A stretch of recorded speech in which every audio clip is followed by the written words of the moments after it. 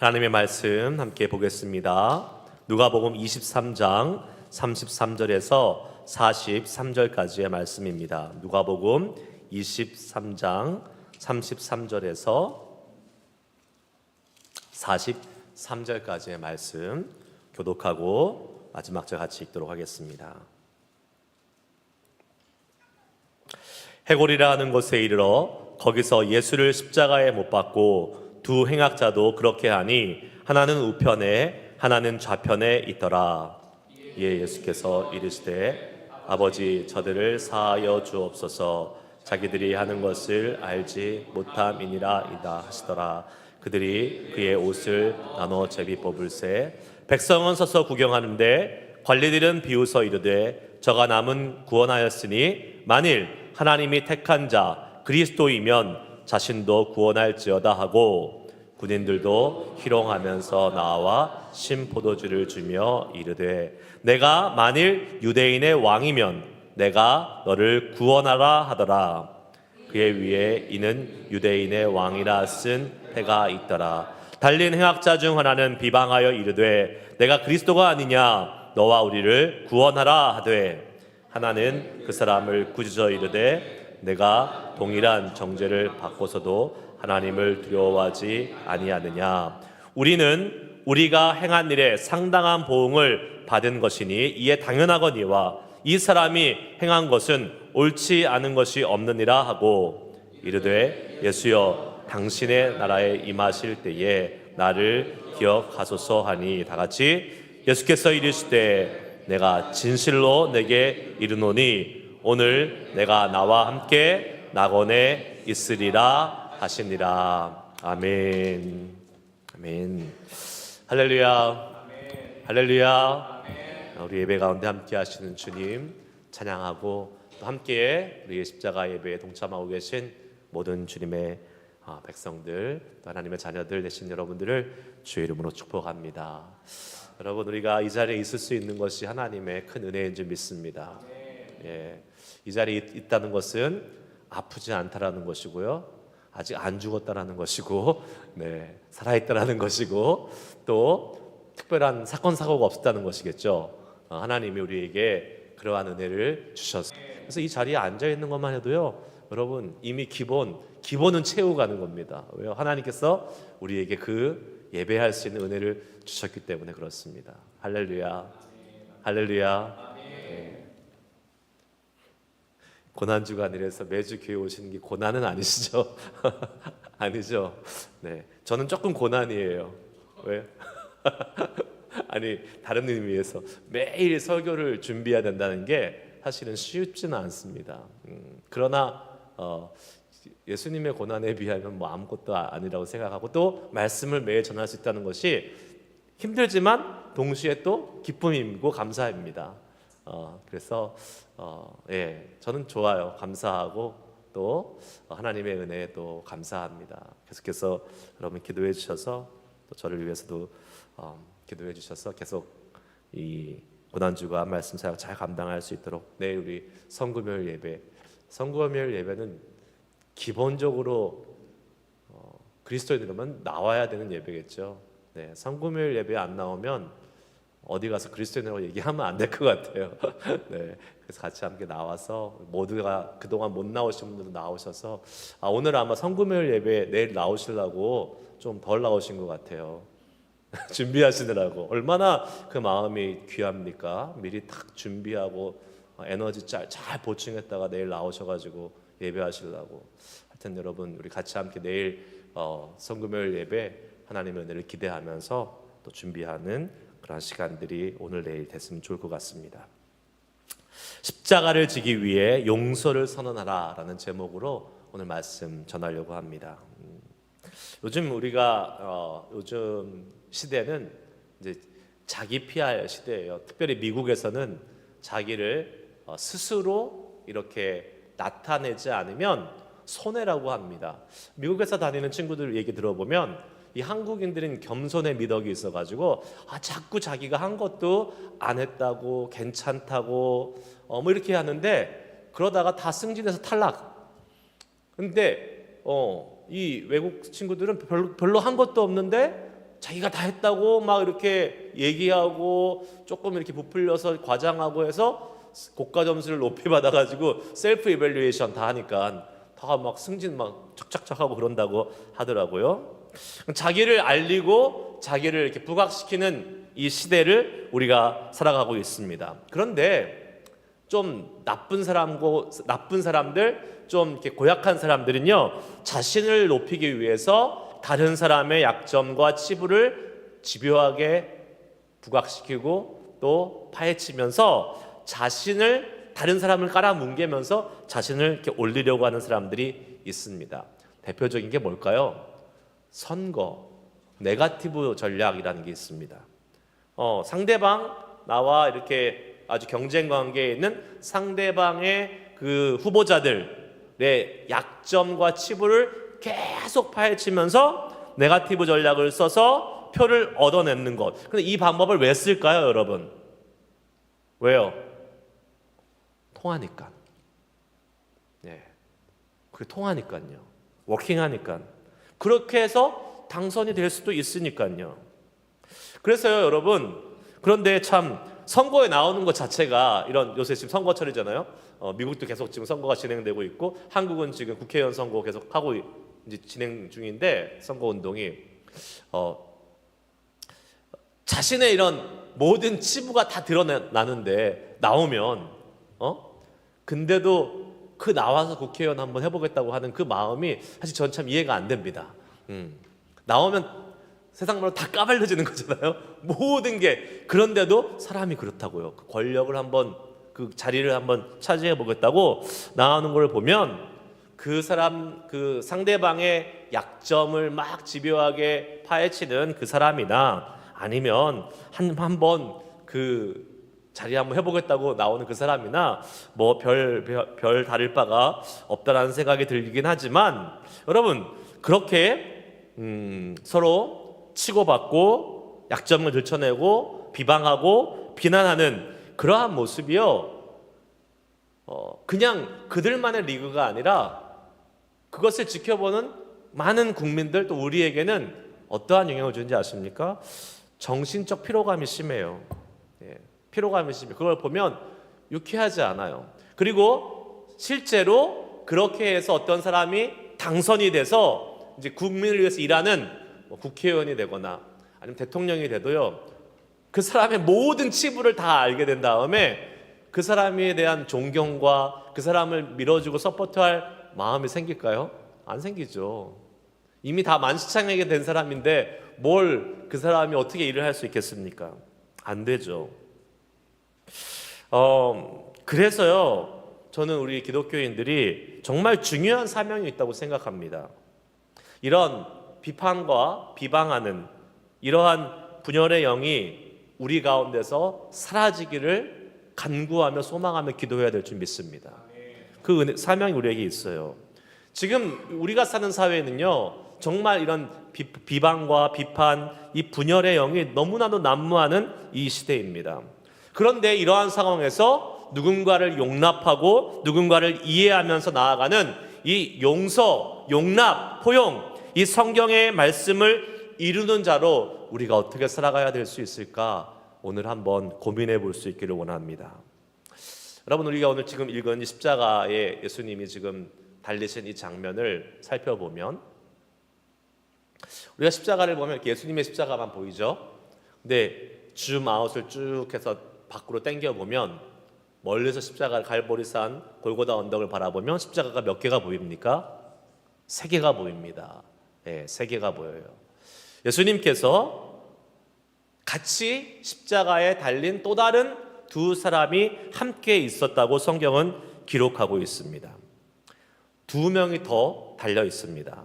오늘 한번 말씀을 읽어볼까요? 33절 같이 한번 읽겠습니다. 시작. 해골이라 하는 곳에 이르러 거기서 예수를 십자가에 못 박고 2 행악자도 그렇게 하니 하나는 우편에 하나는 좌편에 있더라. 아멘. 지금 행악자의 십자가가 있는 것을, 좌편에 우편에 있는 것을 보게 됩니다. 성경에는 행악자, 오늘 본문에는 기록되어 있지만 다른 복음서에는 뭐라고 기록되어 있어요? 강도라고 기록되어 있습니다. 강도. 사람을 죽인 강도죠. 강도. 이 세 개의 십자가는 우리에게 어떠한 메시지를 주고 있을까 한번 살펴보면서 우리는 어떻게 용서를 향해 나아갈 수 있을지를 오늘 살펴보기 원합니다. 첫 번째 한번 같이 따라해 봅시다. 눈에 보이는 것이 아닌 영적인 분별력이 필요합니다. 예수님이 행악자들, 특히 강도들과 함께 십자가에 달리신 이 장면은 예수님과 강도들에게는 완전히 다른 의미로 지금 다가왔을 것입니다. 우선 예수님한테는 어떤 의미로 다가왔을까요? 내 옆에 강도들 2명이 달렸어요. 예수님께 그게 어떤 의미일까요? 아, 여러분 자총령 우베코입니까? 아니죠. 이거 내 옆에 쓰레기 같은 완전히 죄인으로 낙인 찍힌 이 강도들, 행악자들이 지금 달려 있는 거예요. 이것은 예수님에게 더 예수님의 십자가가 수치스럽고 더 고통스럽게 만들었을 수밖에 없을 것입니다. 어제도 말씀드렸지만 주변에 누가 있는지가 되게 중요하잖아요. 내 주변에 어떤 사람이 있는지에 따라서 나도 거기에 영향을 받는다고 말씀드렸지 않습니까? 그런데 예수님이 이 땅에서 마치 이 마지막 순간에 행악자들을 완전히 옆에 두고 십자가에 달리셨습니다. 그 말은 뭐예요? 예수님이 도매급으로 이 죄인의 모습, 강도의 모습, 행악자의 모습을 같이 뒤집어 쓰고 지금 마지막 십자가에 달리시게 된 것입니다. 물론 그 주변에 있는 사람들은요, 이미 예수님을 십자가라 못 박으라라고 계속 외치는 걸 보면 이성을 상실한 상태라는 것을 알 수 있습니다. 예수님이 진짜 십자가에 매달리고 그 옆에 행악자들이 함께 있는 모습은 마치 예수님을 진짜 범죄자처럼, 진짜 죄인처럼, 진짜 강도들과 같은 취급을 받는 그러한 모습으로, 그러한 이미지를 만들어 버린 것입니다. 그래서 그것이 진짜 어떠한 모습으로 나타났어요? 주변에 있는 사람들이 모습 반응을 보면 진짜 예수님을 그렇게 대우하고 있습니다. 오늘 말씀 35절에서 37절의 말씀을 같이 한번 읽어보겠습니다. 시작. 백성은 서서 구경하는데 관리들은 비웃어 이르되 저가 남을 구원하였으니 만일 하나님이 택하신 자 그리스도이면 자신도 구원할지어다 하고 군인들도 희롱하면서 나와 신포도주를 주며 이르되 내가 만일 유대인의 왕이면 내가 너를 구원하라 하더라. 아멘. 아무 죄 없으신 예수님이 십자가에 매달려 죽어가는데 백성들이 어떻게 했어요? 백성들은 구경하고 관리들은 비웃고 군인들은 희롱합니다. 예수님을 완전히 지금 죄인 취급하고 옆에 달려있는 행악자들의 그 이미지를 같이 함께 이렇게 보면서 내가 만일 유대인의 왕이거든 내가 너를 구원하라 하며 예수님을 완전히 모욕하고 있습니다. 두 행악자와 함께 예수님을 완전히 죄인으로 낙인 찍어버렸고 이제 예수님의 이전 그 백성들을 위해서 베푸셨던 선의, 긍휼히 여기시면서 백성들을 구원하셨던 그 기적과 이적들을 조롱하고 모욕하면서 어떻게 해요? 내가 너를 구원해봐라. 그 많은 사람들을 살리고 그 많은 사람들을 고쳤던 내가 너 자신도 구원하지 못하느냐? 그 예수님의 선의와 호의마저도 조롱과 모욕의 대상으로 삼고 있는 것입니다. 저는 가끔 이런 생각을 해봐요. 이 십자가에 이 둘러싸여 있는 이 성난 군중들, 예수님을 모욕하고 있는 이 사람들을 볼 때마다 어떻게 사람이 저렇게 악하게 변할 수 있을까? 어떻게 사람이 저렇게, 우리가 며칠 전만 해도 예수님을 호산나 하며 맞았던 사람들인데 그 사람들이 어떻게 갑자기 저렇게 변해서 예수님을 향해서 배반하며 예수님을 조롱하고 모욕하는 이렇게 악한 모습으로 변할 수 있을까? 그런데 그럴 수 있더라고요. 왜요? 사람이 원래 그런 존재예요. 인간이 원래 그런 존재예요. 인간이라는 존재가 원래 죄악된 본성을 갖고 있고, 그리고 거기서 끝나는 것이 아니라 너무나도 무지하고 어리석은 모습으로 살아갈 때가 많이 있더라는 것입니다. 여러분 한번 보세요. 우리 주변에 이단에 빠진 사람들, 아니면 사이비 어떤 종교에 빠진 사람들의 모습을 보세요. 여러분 그 사람들이요 정신 연령이 낮거나 아니면 무지해서 그렇게 빠지는 사람들이 아닙니다. 그 이단에 빠져 있는 사람들 이렇게 살펴보면요, 거기에 젊은 사람들, 명문대 출신들, 여러분 다큐멘터리 보면 나오잖아요. 서울대, 연대고대, 우리 한국을 따지면 그런데 막 다니는 사람들이 수두룩합니다. 왜 그럴까요? 그들이 정신이 어떻게 돼서 그런가요? 아니요, 얘기해보면 멀쩡해요. 그런데 왜 거기 가서 그 말도 안 되는 교리, 그 말도 안 되는 그 말을 이렇게 신봉하고 믿고 있습니까? 왜 그래요? 미혹의 영에 사로잡혔기 때문에 그렇습니다. 악한 영, 미혹의 영에 사로잡혔기 때문에 영적인 분별을 하지 못하기 때문에 그렇게 그들이 죄를 쫓아가는 삶을 살아가는 거예요. 요한일서 3장 3절에 이런 말씀이 있습니다. 요한일서 4장 3절 읽습니다. 시작. 예수를 시인하지 않은 영마다 하나님께 속한 것이 아니니 이것이 곧 적 그리스도의 영이니라. 오리라 한 말을 너희가 들었거니와 지금 벌써 세상에 있느니라. 아멘. 세상을 악하게 하는, 세상의 악한 영, 미혹하게 하는 영, 마지막 세대에 그것을 적그리스도의 영이라고 했는데, 이미 성경을 기록할 때 요한사도 시대에도 이미 적그리스도의 영이 있다고 말씀하고 있습니다. 지금도 있습니다. 우리를 미혹하게 하는 영, 우리의 영적인 분별력을 가로막게 하는 그러한 영이 분명히 있다라는 거예요. 그런데 그러한 영이 제일 잘 사용하는 게 뭔지 아십니까? 바로 우리 눈에 보이는 대로 판단하고 행동하게 만드는 거예요. 눈에 그대로 보이는 대로. 사단은 늘 우리의 눈을, 이성적인 눈을, 우리 육신의 눈을 통해서 유혹하고 죄에 빠지게 합니다. 보이는 것을 그대로 보게 해요. 창세기에 보면요, 하와가 사단의 뱀의 유혹에 넘어갈 때에 그것을 선악을 알게 하는 열매를 보았을 때 그 보는 눈에 의해서, 이 안목의 정욕에 의해서 그 유혹에 넘어가는 것을 우리는 잘 알게 됩니다. 창세기 3장 6절 말씀 한번 읽어볼까요? 시작. 여자가 그 나무를 본즉 먹음직도 하고 보암직도 하고 지혜롭게 할 만큼 탐스럽기도 한 나무인지라. 여자가 그 열매를 따먹고 자기와 함께 있는 남편에게도 주매 그도 먹은지라. 아멘. 하와는, 이 여자는 이 눈에 보이는 그대로, 먹고 싶은 그대로 그것을, 그 욕망을 쫓아서 가서 하나님의 말씀을 범하는 죄를 범했지요. 여러분, 눈에 보이는 대로 행동하면요 어떻게 되는지 아십니까? 어리석게도 하나님의 말씀을 범하는 자가 될 수밖에 없어요. 행악자들 사이에 있는 예수님을 행악자로 보는 그 어리석음이 지금 이 군중들 사이에도 있었다라는 사실이죠. 영적으로 무지한 사람이 될 수 있었다라는 거예요. 저는 소망합니다. 예수님이 아무리 행악자들, 강도들 사이에 있다고 할지라도, 거기에 계시다고 할지라도 우리는 그 예수님을, 우리를 구원하시는 유일한 구세주로 볼 수 있는 믿음의 눈을 가질 수 있기를 축복합니다. 간혹요, 여러분, 우리도 예수님 주변에 있는 것들의 시선을 빼앗길 때가 있습니다.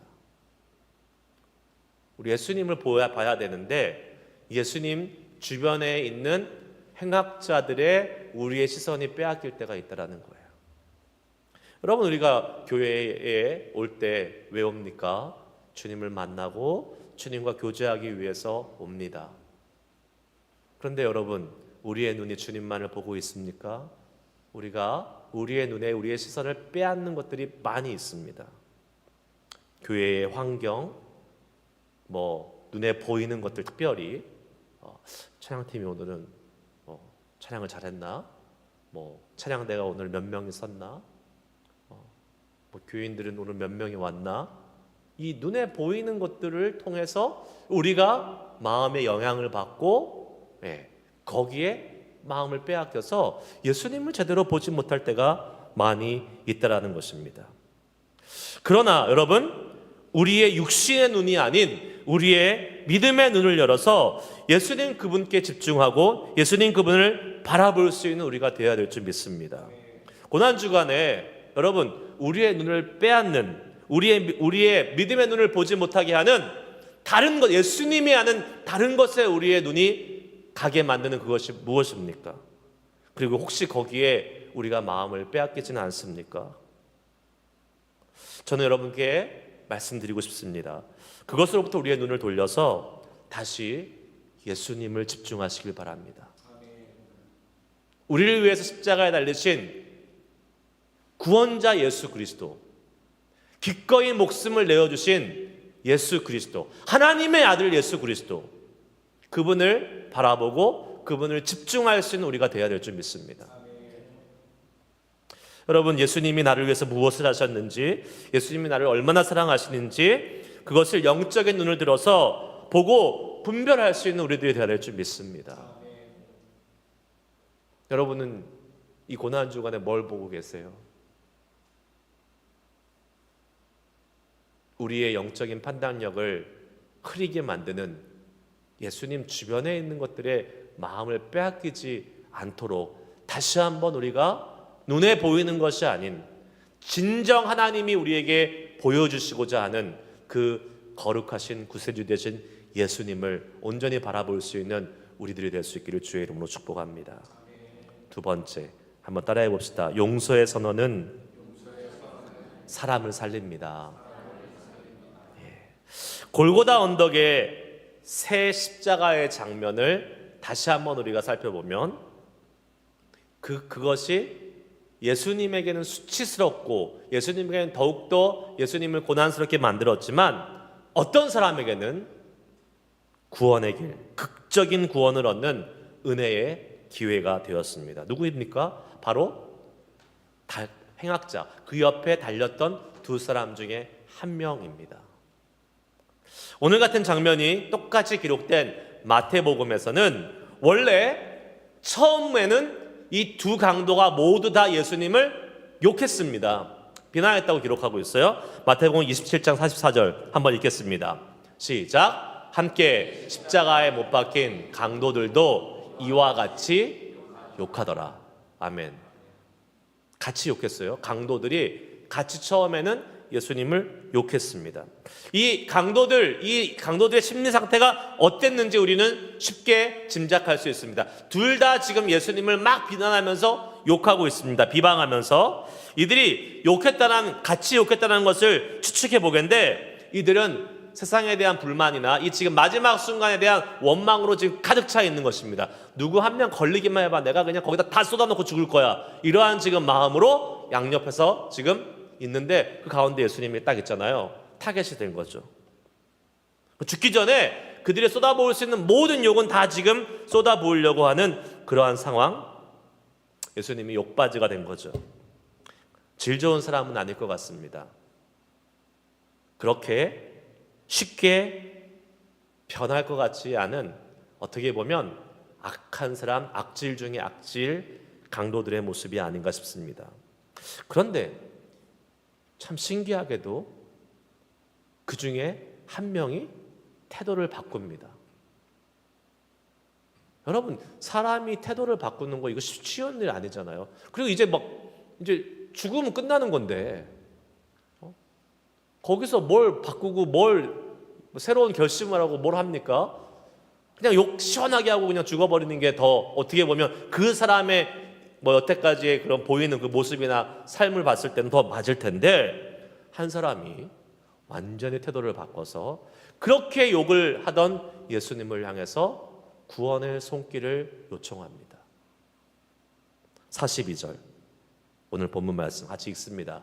시작. 이르되 예수여 당신의 나라에 임하실 때에 나를 기억하소서 하니. 아니, 이게 어떻게 이런 일이 벌어집니까? 시큰 욕하다가 갑자기 예수여 당신의 나라에 임하실 때에 나를 기억하소서. 사람 잘 바뀌지 않습니다, 여러분. 아시잖아요. 사람 그렇게 쉽게 바뀌지 않습니다. 그런데 이제 죽음을 앞두고 있는 이 사람, 죽음은 이제 끝인데 그 바로 죽음 앞에서 예수님을 의지하는 것, 이것이 어떻게 가능했을까? 우리는 여러 가지 추측을 해볼 수 있겠지만 성경의 기록에 의해서만 살펴보면 딱 한 가지 단서가 있습니다. 그것이 뭡니까? 예수님의 용서의 선언을 그 강도는 바로 옆에서 가장 가까이서 들었다는 것입니다. 예수님이 무슨 용서의 선언을 하셨어요? 34절 같이 읽어볼까요? 시작. 이에 예수께서 이르시되 아버지 저들을 사하여 주옵소서 자기들이 하는 것을 알지 못함이니이다. 아멘. 여러분, 예수님이 그 억울하고 고통스럽고 수치스러운 십자가에서 죽어가는 순간에 하셨던 말씀 중에 하나가 바로 이 용서의 선언이었어요. 아버지 저들을 사하여 주옵소서. 자기들이 하는 것을 알지 못함입니다. 자기를 향해서 죽이고 모욕하고 조롱하는 그들을 향해서 용서해달라고 아버지께 하나님께 구하고 있는 그 예수님의 모습을 보고 이 강도가 충격을 받았던 것 같아요. 왜냐하면 그 소리를 가장 가까이서 들을 수 있었던 사람은 바로 행악자 두 명이었습니다. 네. 예수님의 용서의 선언을 듣고 우리랑 똑같이 달려서 사형수의 신분으로 십자가에 달려 죽고 있는데 우리는 지금 욕하고 비방하고 원망하는 말을 하고 있는데 저 예수라는 사람은 지금 그렇게 하는 사람들을 향해서 용서의 선언을 하고 하나님 아버지께 그 사람들을 부탁하는 이 모습을 보면서 도대체 저 사람은 누구인가? 그리고 그 용서의 선언을 듣는 자신이 자기도 모르게 예수님을 의지하도록 그 마음이 바뀌게 되는 것을 경험하게 되는 것입니다. 이러한 상황에서 용서를 선언하는 자, 어쩌면 저 사람은 나를 구원할 수 있는 분인지도 모르겠다라는 그 믿음이 이 용서의 선언에서 생겨난 것이죠. 그리고 그 행악자는 그 예수님께 자신의 영혼을 부탁합니다. 그리고 어떻게 됩니까? 예수님께서 선언해 주시는 그 구원의 선언을 듣습니다. 내가 오늘 나와 함께 낙원에 있으리라. 예수님은요, 십자가에서 목숨이 사라져가는 그 마지막 순간에도 뭘 하셨어요? 용서의 선언을 통해 그 행악자, 강도, 가장 악한 사람을 구원해 주시는, 영혼을 살리시는 일을 하셨던 것을 우리는 보게 되는 것이죠. 말씀 마치고 기도하려고 합니다. 예수님의 용서의 선언, 십자가 옆에 있었던 강도뿐이겠습니까? 지금 우리에게도 여전히 그 예수님의 용서의 선언은 유효하게 선언되고 있는 줄 믿습니다. 예수님의 용서의 선언이 우리에게 선언되었고 또 우리도 예수님은 그 예수님의 용서의 선언을 살아가는 사람으로 살라라고 말씀하고 또 부탁하고 계십니다. 잘 알잖아요.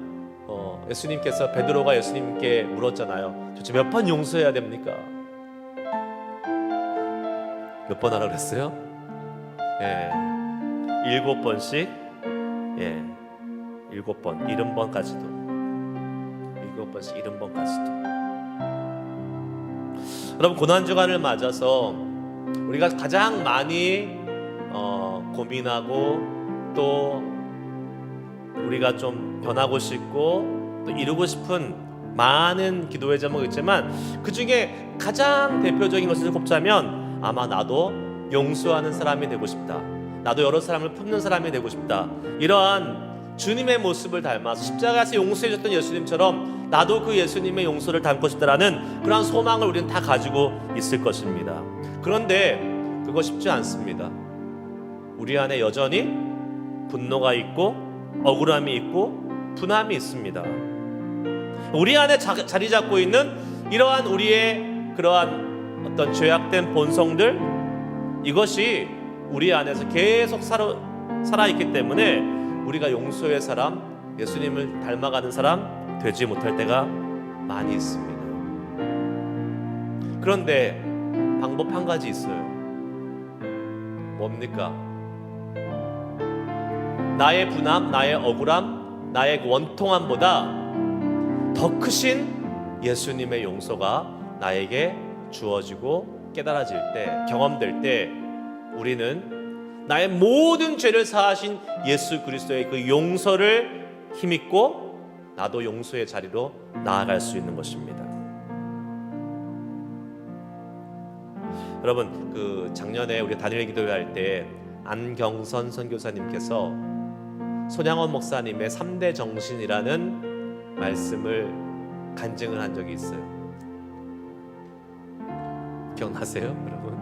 네, 안경선 선교사 누구예요?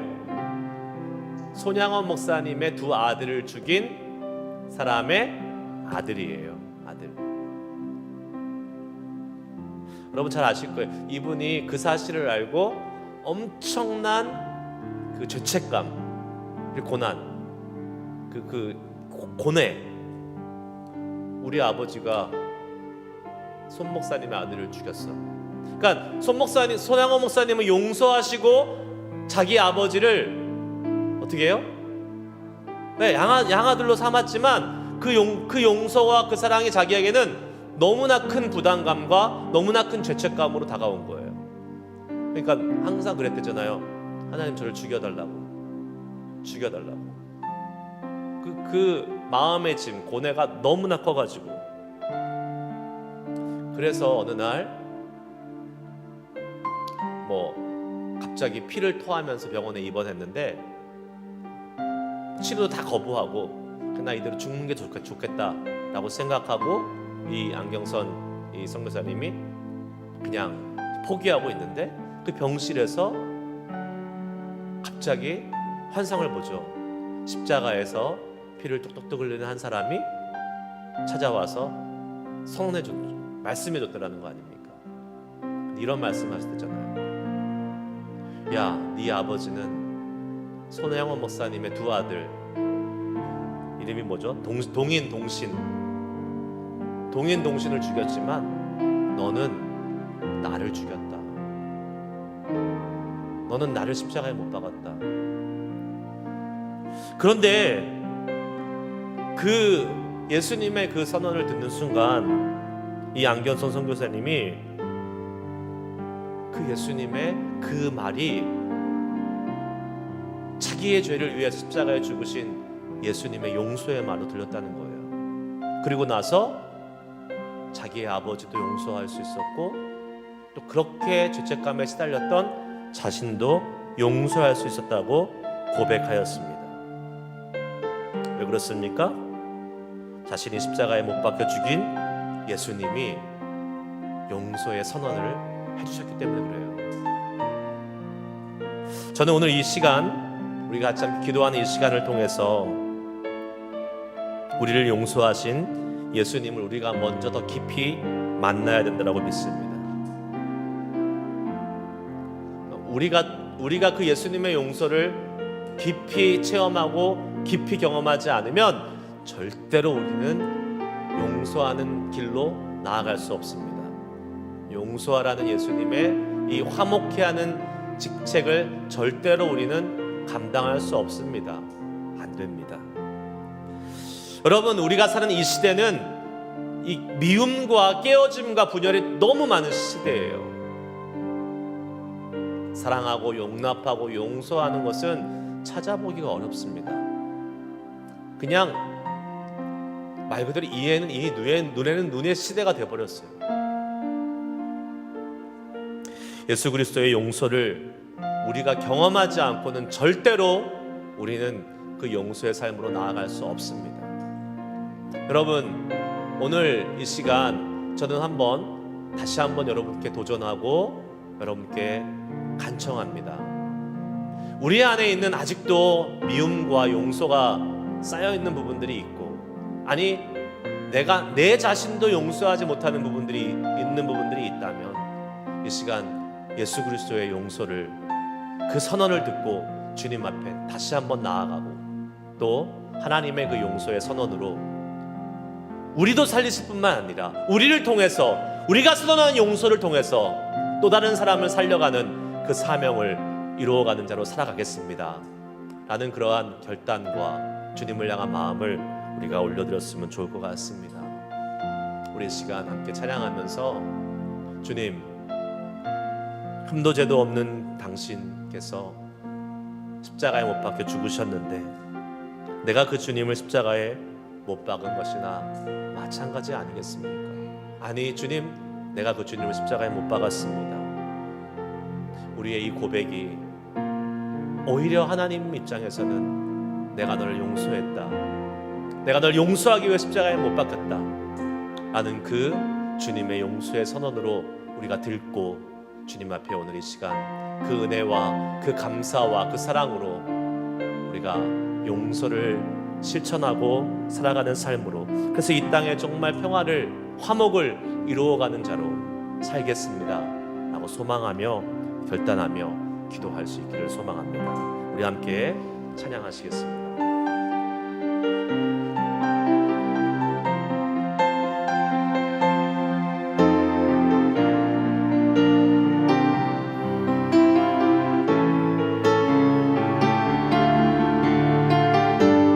예수, 흠도 없는 죄도 없는 당신이 예수, 흠도 죄도 없는 당신이 깊이 감춰둔 내 죄로 인하여 하나님의 어린 양 속죄의 제물 되어 저주받은 나무에 달리셨네.